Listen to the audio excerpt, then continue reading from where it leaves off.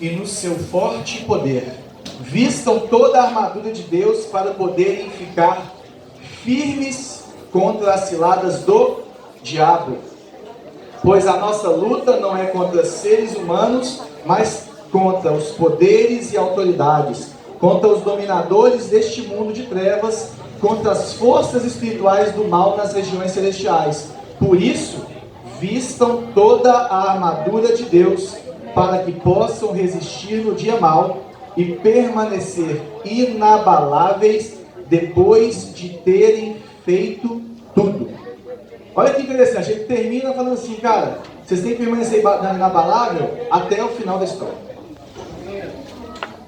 Então existe um processo, existe algo que está acontecendo ali, e eu quero falar 3 pontos aqui. Com quem nós lutamos, o que nós lutamos e como que nós devemos lutar. E para começar, para falar com quem nós lutamos, a gente primeiro tem que saber dessa situação do diabo que está falando aqui. Quando ele fala que, no versículo 11, vistam toda a armadura de Deus para poderem ficar firmes contra as ciladas do diabo. É interessante que essa batalha espiritual, ela é um assunto verdadeiro. Ela tem vários entendimentos, né? Dentro da própria igreja ela tem vários entendimentos, e ela é essa guerra entre o bem e o mal. Ela é essa guerra entre luz e trevas. Só que a gente precisa discernir e achar um caminho no meio de tantas verdades ou visões, para que a gente possa caminhar e poder alcançar isso aqui que Paulo está falando. Para que nós possamos permanecer inabaláveis depois de termos feito tudo. Primeiro ponto, com quem lutamos?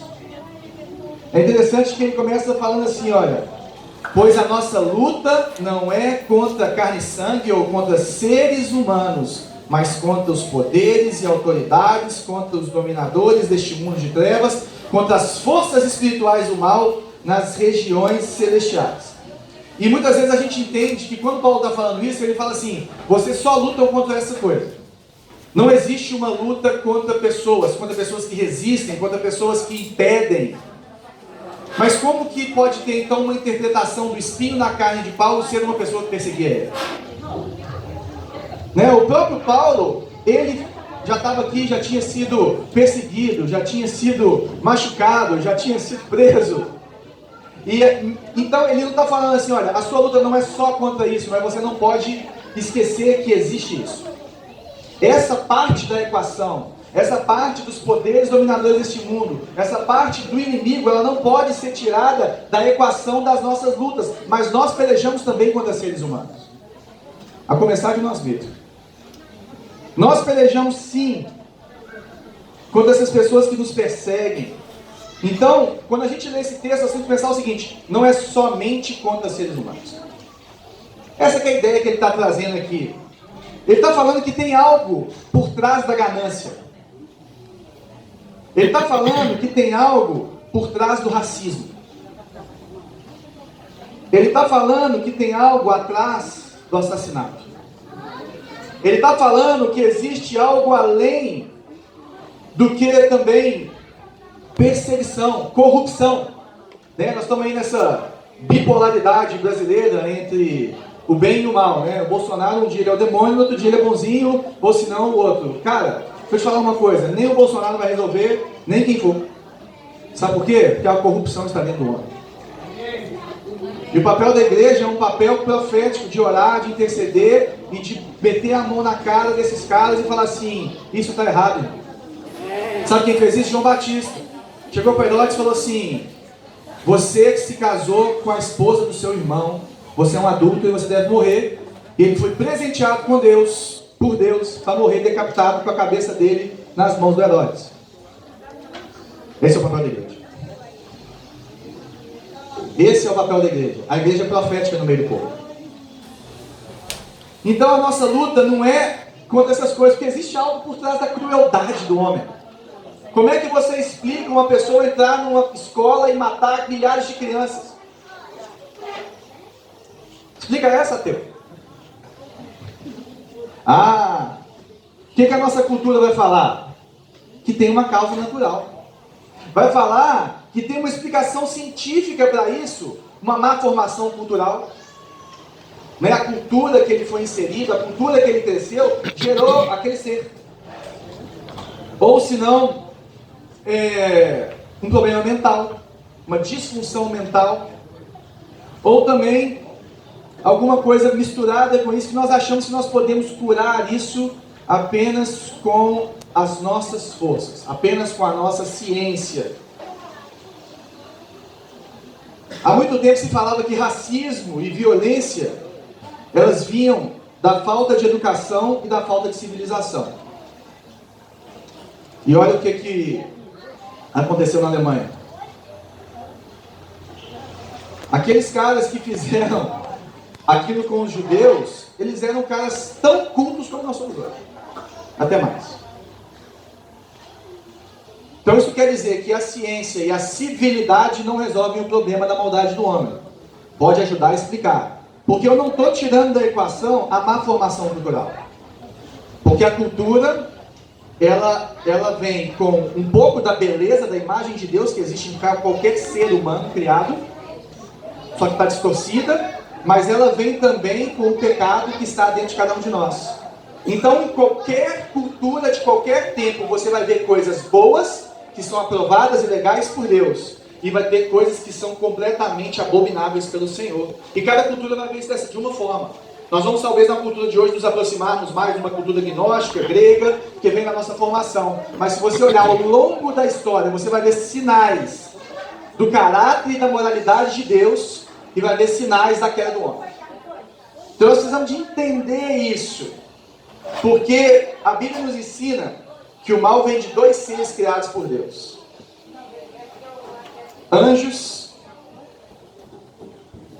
e humanos. Anjos no sentido amplo, de seres celestiais, né? Quando fala assim, o diabo não era um anjo, era não sei o que, meu irmão. Anjo. Para resumir, para ficar mais fácil. Um ser celestial. O mal vem através dessas duas pessoas da equação. E se você não percebeu ainda, você está no meio dela. E como que isso aconteceu? Primeiro, um terço dos anjos exerceram assim uma vontade deles, né? E resolveram ser igual a Deus. E desceram junto com Satanás, caíram aqui, tremeram o chão. E os seres humanos pecaram, e agora o mal está dentro de nós. Paulo chama de velho homem, daqueles que têm o novo. Então existe um mal dentro de cada um de nós, e existe um mal nesses seres celestiais que são a nossa luta, que fazem parte de com quem nós lutamos. Porque nós não podemos achar que o mal está só fora de nós. Porque nós perdemos alguma coisa. Então qual que é a resposta do cristianismo?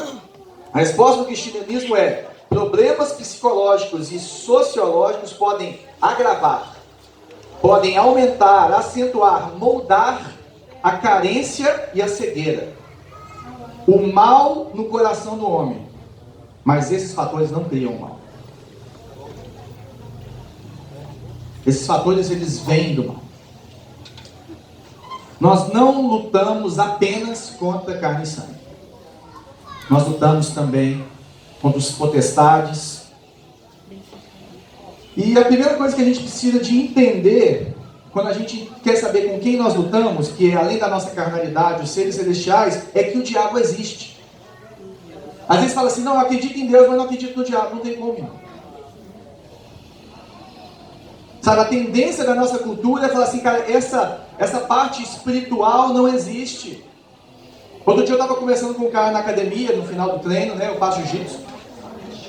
E aí a gente estava lá treinando e tal, não sei o que, eu estava lá enchendo o saco do cara, que eu gosto de encher o saco dos outros, né? Quem me conhece há muito tempo sabe disso. Quanto mais eu gosto, mais eu pego no pé. É a medida de amor.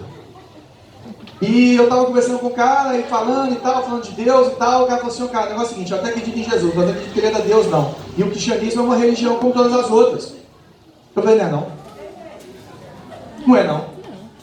Falou, não, o cristianismo começou lá com Constantino, que acabou com a igreja, que fez aquele negócio e tal. Eu falei, não é não. O cristianismo é um movimento.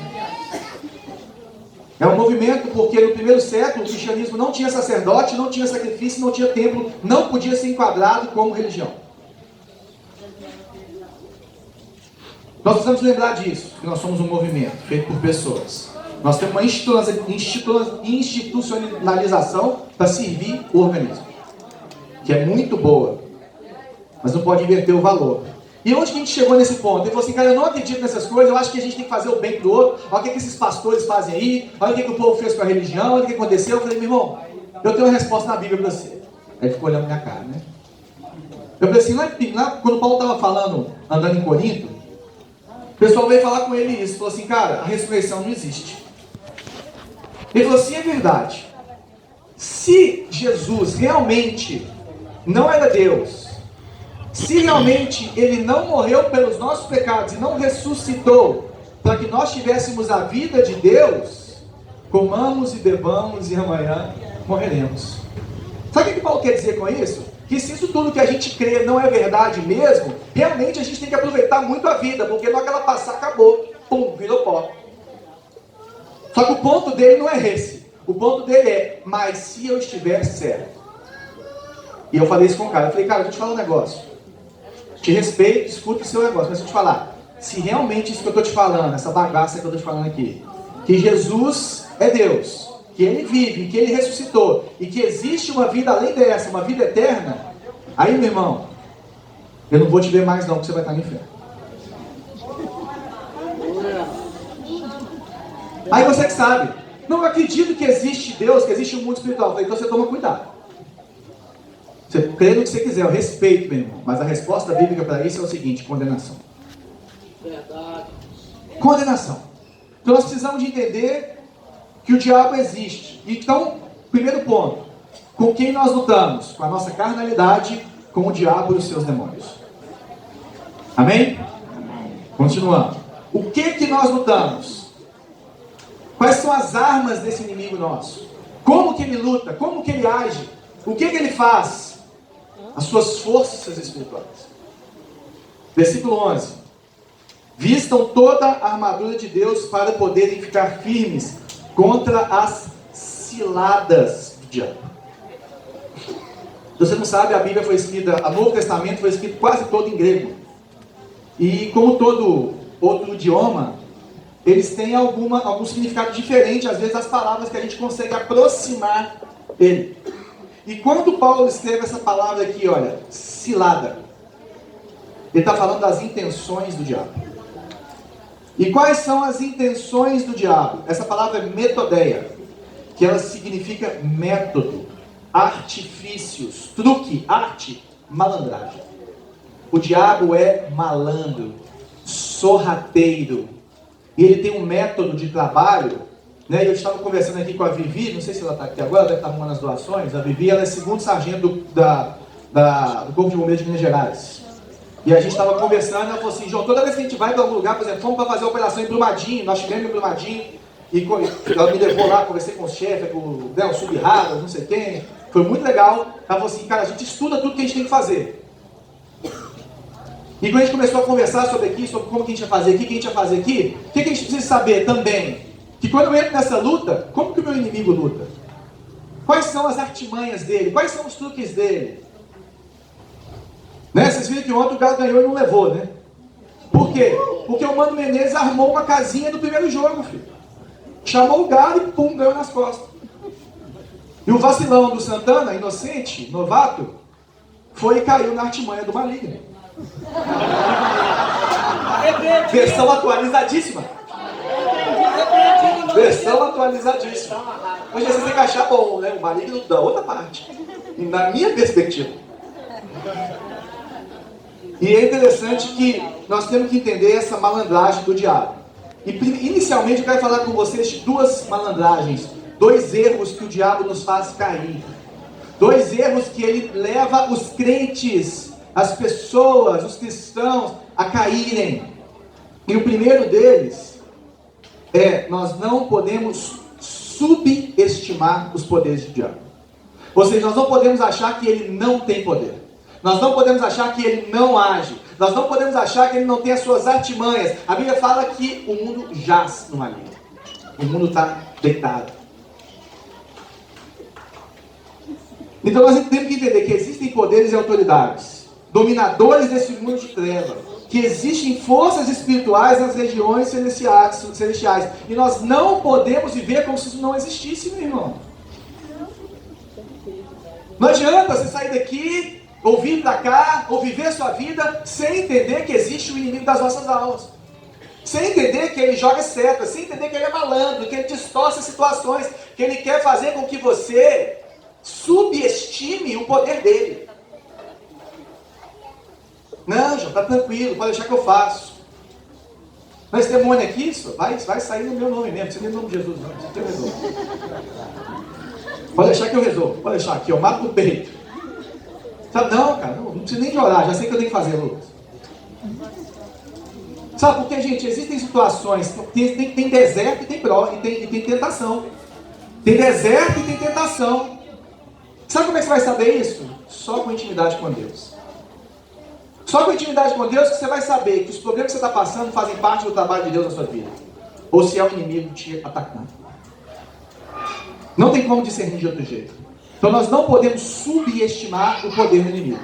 Agora o outro lado também é verdade. Nós não podemos superestimar os poderes do inimigo. Nós não podemos achar que ele tem todo o poder. Nós não podemos nos prostrar diante das mentiras, das situações e ficarmos paralisados. A gente estudou o Sermão do Monte agora no nosso acampamento.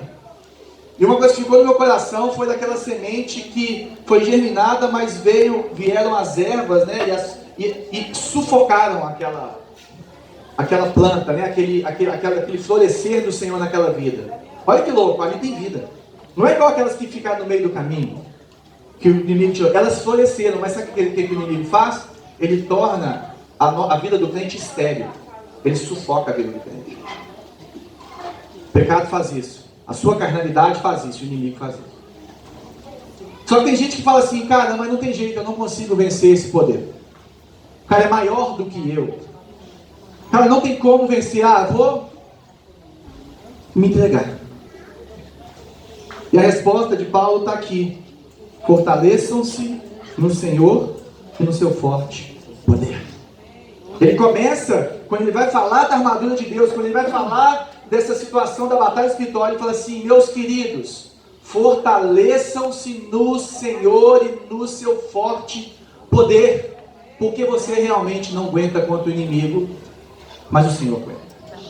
Amém. Existe um Deus que é muito maior e que já venceu o inimigo. E nós não podemos nos sucumbir.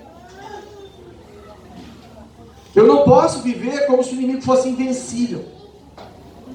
Por exemplo, depressão. Depressão pode ser por motivo físico, tá? Pode ser por motivo físico. E você trata como? Com medicamento, com comida, com descanso. Por exemplo, Elias. Quando ele venceu os profetas de Baal, e ele foi para a capital lá, para poder falar a Jezabel, agora você vai se prostrar diante de Jesus, de Deus, na verdade, né? E ela fala assim, eu vou te matar, miserável. E aí ele fala assim, poxa, depois dessa fogo, dessa coisa toda, a mulher não se prostrou. E ele vai e entra em depressão, dá para ver pelo texto, não está escrito no texto, né? Nem tinha esse diagnóstico na época, mas dá para ver pelo texto. Por quê? Porque ele abandona o ministério, ele deixa o servo. E ele pede para morrer.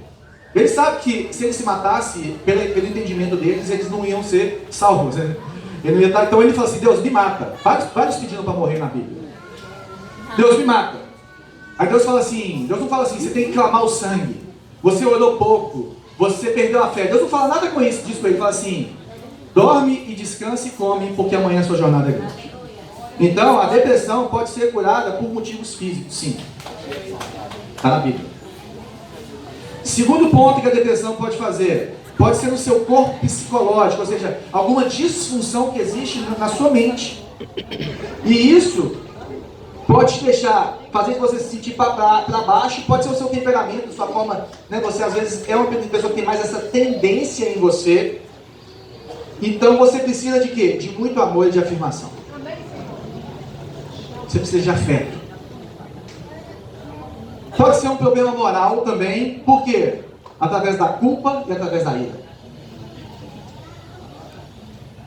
E sabe o que você precisa? De reconciliação e de perdão. De arrependimento. Quando a depressão vem através de problemas morais, nós precisamos de arrependimento, de reconciliação e de perdão. Agora, pode ser espiritual. Pode ser uma influência demoníaca que estamos falando agora aqui para vocês. Ou pode ser um conjunto dessas coisas todas, que é o mais comum, gente. Então nós não podemos encaixar nessas coisas, nós precisamos de orar, buscar, nos fortalecermos do Senhor e nos tratar. Está vendo como a gente não pode também superestimar os poderes do inimigo? Não adianta, gente. Eu já vi atrocidades acontecendo, gente pegando pessoa que está com problema físico e querendo expulsar o demônio e tirando a roupa e batendo e fazendo um monte de coisa. Sabe o que aconteceu? Sabe o que aconteceu? Piorou. Por quê? Falta de discernimento, falta de conhecimento. E o povo de Deus perece por isso. E para alguns crentes tudo é o diabo. Não tem problema de caráter, não tem preguiça, não tem a ira, não tem a ganância, não tem a depressão. Mas e a sua criação? E o pecado que existe dentro de você? E a sua formação fisiológica? E a sua história? Onde que ela entra nisso aí? Onde que ela entra? E esses cristãos, eles atribuem coisas demais a Deus. Eles são como mágicos. E coisas demais ao diabo. São como mágicos, que a Bíblia fala. E você acha que num toque de mágica? Pá! E nós percebemos, por tentativa e erro, que a maioria dos cultos de libertação sempre voltam às mesmas pessoas.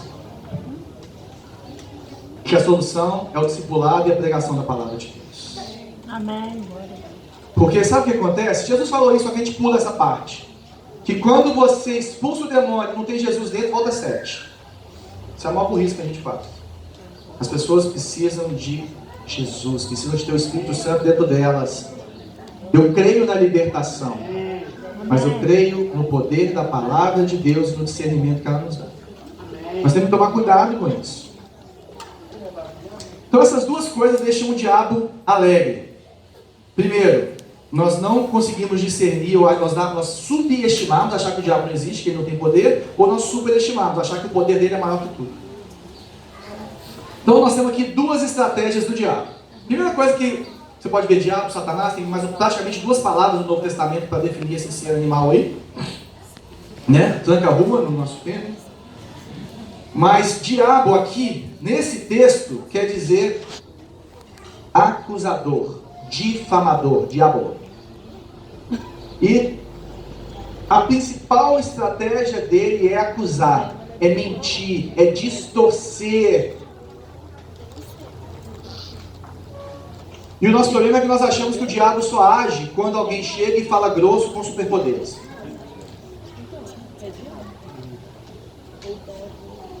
Então, se a principal estratégia do diabo é mentir, por quê? Porque ele não pode colocar o mal em você, porque o mal já está, né? Mas sabe o que ele pode fazer? Ele pode aumentar os efeitos do mal que existe em mim e você.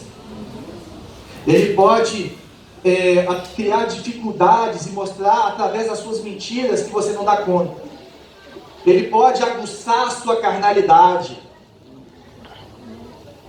Em Efésios, no capítulo 4, um pouquinho antes, Paulo fala assim, olha, quando vocês ficarem irados, não pequem.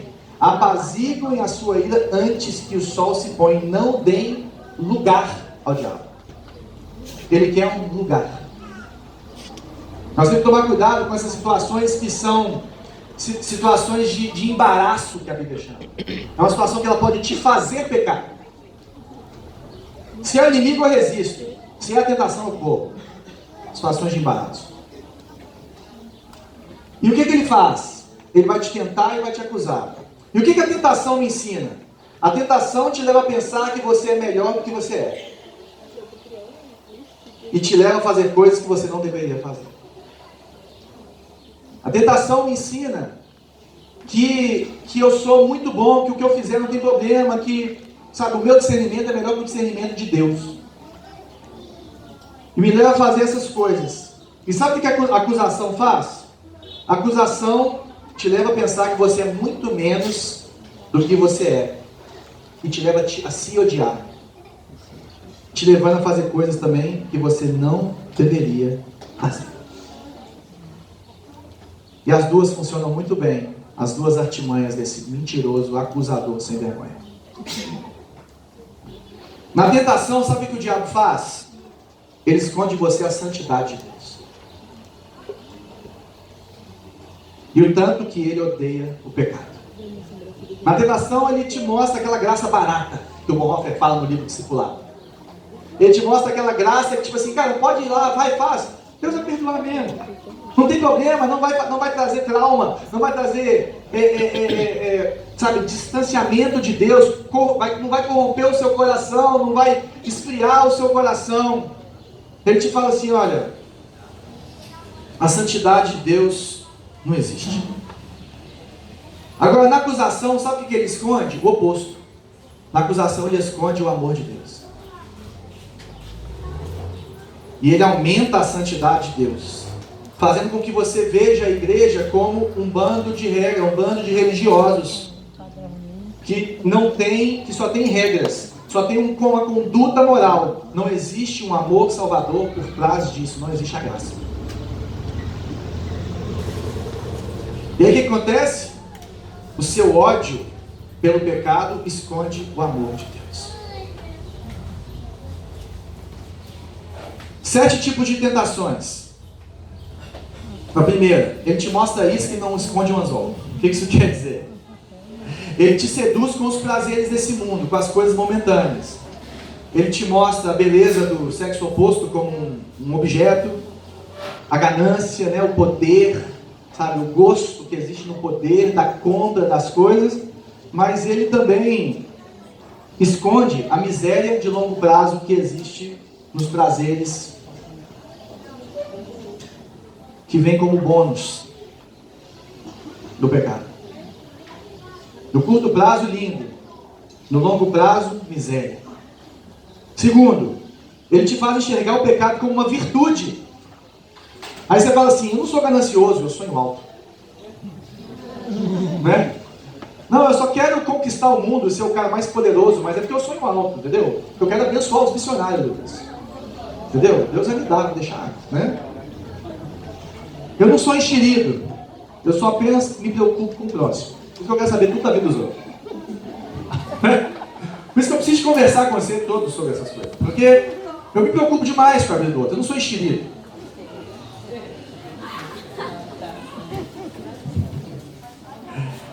Eu não sou alcoólatra, eu sou sociável.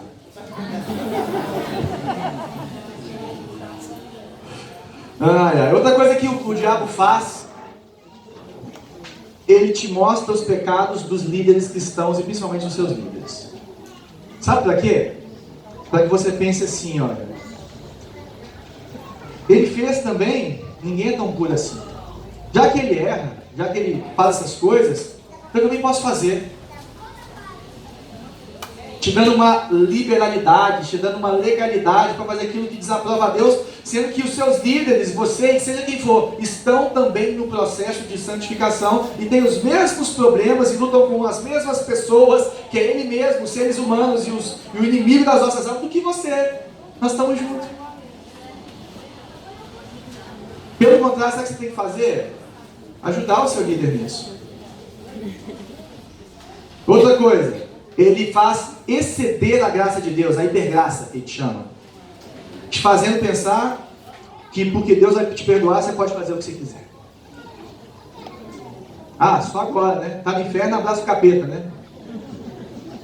Já que caiu na lama, agora rola. Não é verdade? Agora, já que eu já estou aqui, filho, eu vou até o final. Te deixando amargurado pelo sofrimento. Eu sofri, eu mereço sofrer. Olha o que eu fiz. Olha o que eu fiz. Afinal de contas, eu sou um macho alfa, eu preciso de muitas mulheres. Não tem jeito. Então eu mereço sofrer. Eu mereço esse castigo de Deus sobre a minha vida. Eu mereço. Será? Merecer você merece, mas será que já não foi pago na cruz do Calvário? ele começa a mostrar aos cristãos quantas pessoas ruins têm vidas boas. Aí você começa a falar assim: olha aquele cara lá, nem conhece Jesus, olha a vida dele, olha a família dele, olha o carro dele, como diz o Judá, né? Olha a casa dele, olha o sorriso no rosto dele, olha onde ele passou férias, olha aqui no Instagram, olha onde ele passou férias. E sabe o que isso nos ensina? Que entregar a vida para Jesus não vale a pena, e que ser correto aos olhos de Deus não vale a pena. Isso é uma mentira do diabo. A gente não pode medir a bênção e a graça de Deus através de coisas que são passageiras. Porque senão nenhum dos apóstolos seria aprovado.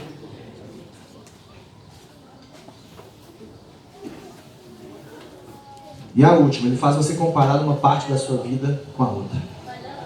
Já que eu sou muito bom nisso, é tranquilo eu ser ruim naquilo. E você fica estagnado, parado, porque você não quer romper, não quer crescer em todas as áreas da sua vida. Ele fala assim: não, tá de boa, fica assim, esse poço que você é mesmo. Já que você é tão bom naquilo. 4 acusações. Falamos das 7 tentações. 4 acusações, porque nós estamos olhando aqui como que o inimigo trabalha. Ele nos leva a olhar mais para o nosso pecado do que para o nosso Salvador. Aí você começa a olhar para o seu pecado, olhar para a sua vida e falar assim: tá vendo? O que a Linda falou, eu não posso pregar o Evangelho. Olha o meu coração, olha os meus pensamentos impuros, olha os meus lábios. Olha como é que eu estou lutando aqui dentro de mim com as minhas tentações, com os meus pecados. Olha o que aconteceu ontem. Cara, pecado tem que ser tratado, sim. Tem que ser confessado, sim. Mas o que eu queria te falar é que para cada olhada para o seu pecado, dá 5 olhadas para o seu Salvador. Amém. Para cada olhada para o seu pecado, dá 5 olhadas para aquilo que Ele fez na cruz do Calvário. Porque Ele te chama, e Ele te restaurou, Ele te resgatou, Ele te tirou do pele das trevas para o reino da maravilhosa luz dEle, quando você ainda era só imerso no pecado, meu irmão. Aleluia. Então agora que você já tem a vida eterna, agora que você já tem o Espírito Santo de Deus, agora que você já é justificado, levanta e anda. Vem para fora, Lázaro. Não fique parado olhando para o seu pecado, senão você vai virar estátua de sal, mesmo.